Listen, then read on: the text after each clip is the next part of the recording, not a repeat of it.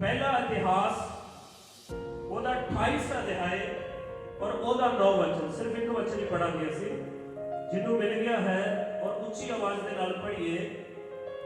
पहला इतिहास उसका 28 अध्याय और ਉਹਦਾ 9 वचन ਅਸੀਂ ਦੇਖਾਂਗੇ, क्योंकि हर एक जीवन ਦੇ ਵਿੱਚ, हर एक घर ਦੇ ਵਿੱਚ, हर एक परिवार ਦੇ ਵਿੱਚ ਸਭ ਨਾਲੋਂ ਵੱਡੀ समस्या है। और आज असी उस समस्या को दूर करना है।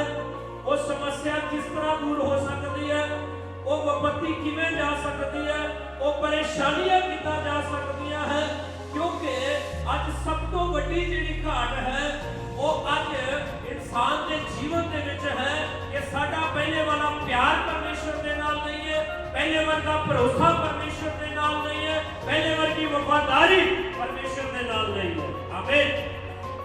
आज असी नवे साल दे विच जल्दी प्रवेश करांगे ते एक नवी गल नूं सिखना है कि अपने विश्वास नूं अपने बच्चों के उत्ते उड़ेलना है। आमीन। बोलो अपने विश्वास नूं अपने बच्चों के उत्ते उड़ेलना है। आमीन। एक व्यक्ति का घर दे विच असल विश्वास है, बच्चों का विश्वास नहीं है। माँ बाप वफादारी के नाल रब दे नाल चलण वाले बच्चे रब दे विच चलते नहीं। जिस तरह रब दे विच वधना है उस तरह आगे वध नहीं रहे हैं। ध्यान ਨਾਲ सुनना है। मिल गया तो पढ़िए। अरे मेरे पुत्र सुलेमान, हाँ ये लिखा कि हे मेरे पुत्र सुलेमान, तू अपने पिता के परमेश्वर का ध्यान रख। तू अपने पिता दे परमेश्वर का ध्यान रख। ध्यान ਨਾਲ सुनिए। ऐसे राजा दाऊद अपने बेटे के नाल गल कर रहा है कि मेरे पुत्र तू की कर अपने पिता ने परमेश्वर का ज्ञान रख। किदा ज्ञान रख?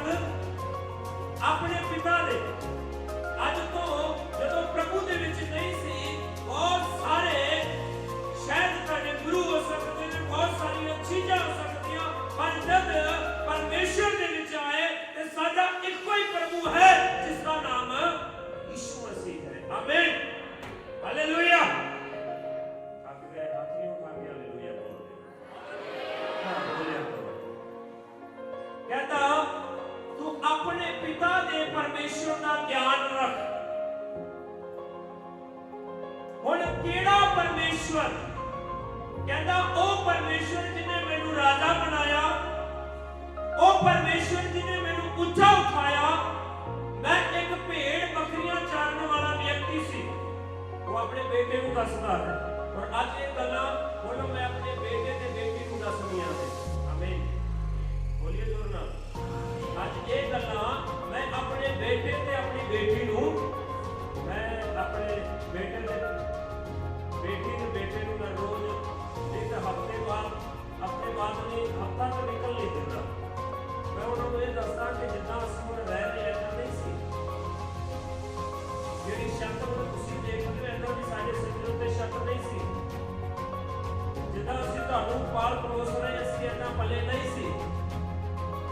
ਜਿੱਦਾਂ ਤੁਸੀਂ ਖਾ ਪੀ ਰਹੇ ਹੋ ਪਹਿਨ ਰਹੇ ਹੋ ਅਸੀਂ ਐਦਾਂ ਖਾਦਾ ਤੇ ਪੀਤਾ ਪਹਿਨਿਆ ਨਹੀਂ।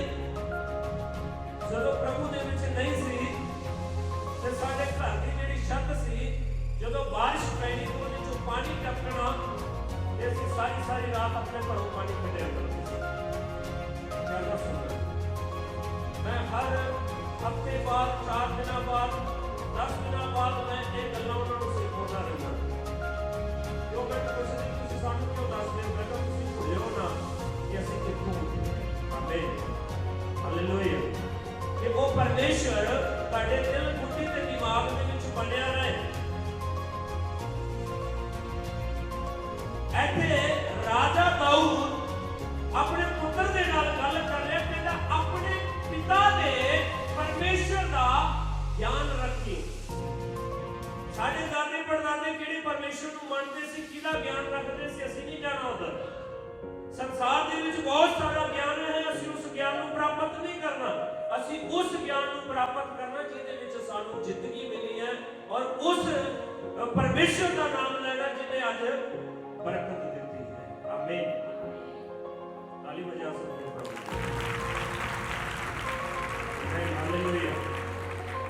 ਰਾਜਾ ਦਾਊਦ ਕਹਿੰਦਾ ਹੁਣ ਤੂੰ ਕੀ ਕਰ, ਆਪਣੇ ਪਿਤਾ ਦੇ ਪਰਮੇਸ਼ਰ ਦਾ ਗਿਆਨ ਰੱਖੀ। ਤੇਰਾ ਪਿਓ ਭੇਡਾਂ ਬੱਕਰੀਆਂ ਚਾਰਨ ਵਾਲਾ ਸੀ और उस परमेश्वर ने आवाज दी और आज जेड़ा तू देख रहा है सब उस परमेश्वर के अनुग्रह के नाल है। जे मैं आज राजा हाँ तो वो भी परमेश्वर के अनुग्रह के नाल है। आ गल्लां आज साडू खुद सीखण दी जरूरत है और साडू साडे बच्चों को भी सिखाउण दी जरूरत है। जदों हुण तुसीं देख रहे असीं ऐसा नहीं, बहुत सारे लोगों की गवाइयां, बहुत सारिया भैणां जिहड़ियां दुष्ट आत्मा दे नाल ग्रस्त सी, दुष्ट आत्मा उन्हां दे सिर ते घेरना, रोटी खानी नसीब नहीं हुंदी सी। बहुत सारिया भैणां जिन्हां दे ब्याह शादी नूं कई साल बीत गए, रात नूं रोना दिन नूं रोना, पर अज वो सारा कुछ भुल गए, सारा कुछ भुल गए ने।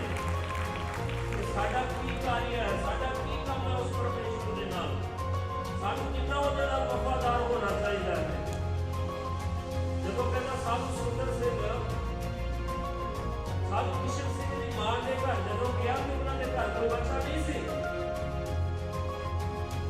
और जदों उन्हें जाके भविष्यवाणी की जेड़ा पहला पुत्र पैदा होएगा उसनूं परमेश्वर को देना पैना है, उहदे हत्थ दे उत्ते एक धनुष बनिया होएगा, याद रखना उस मां ने।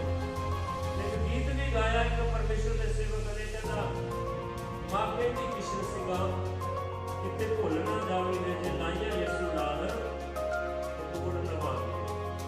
कहता कि मेरे पुत्र मैं तेनू प्रभु को पाया है ते तू वड्डे होके उस प्रभु दे काम नूं करना है।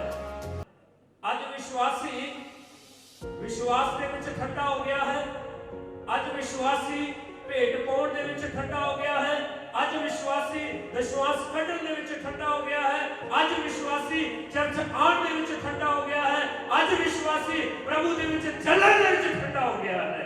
आमीन, हालेलुया। हमेशा हलवा गर्म खाण से आनंद आउंदा है, ठंडा खाण से आज ये तानू गर्म हलवा वधिया लगदा ते रब नूं भी गर्म लोग वधिया लगदे आ, ठंडे लोग। हालेलुया।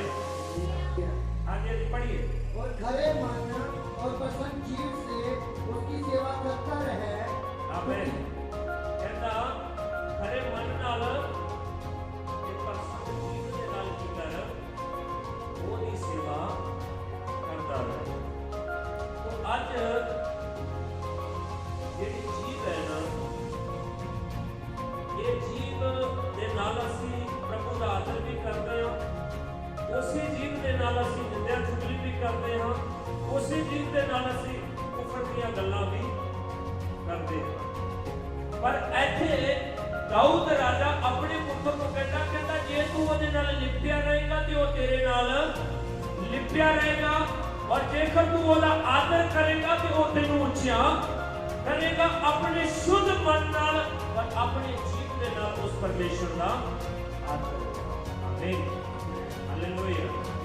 आज सानू साडे बच्चों नूं सिखाउण दी जरूरत है, रब दे विच उहनां नूं मजबूत करन दी जरूरत है, क्योंकि सब नालों वड्डी घाट जिहड़ी ओह इत्थे असीं कहंदे ने चलो ठीक है थोड़ा वड्डा हो जाएगा तो समझ आ जाएगी, थोड़ा और वड्डा हो जाएगा समझ आ जाएगी। ऐसा नहीं, जे उहनूं छोटे होंदे समझ नहीं आउंदी ते वड्डा होके भी समझ नहीं आउंदी। इस करके रब दीयां जेहड़ियां गल्लां है, रब दा जिहड़ा वचन है वो अपने बच्चों की बुद्धि दे विच पाना है, और हमेशा याद रखो कि असीं उठे हालेलुया असीं कित्थों उठे हां, सानू कितना परमेश्वर ने आशीष दित्ती है, किन्ने ही भैणां ने साडे लई प्रार्थना कीती, परमेश्वर दे सेवकां ने साडे लई प्रार्थना कीती, उपवास रख प्रार्थना कीती कि असीं वधीए रब दे विच, सानू भी रब दे विच वफादार हो के रब दे विच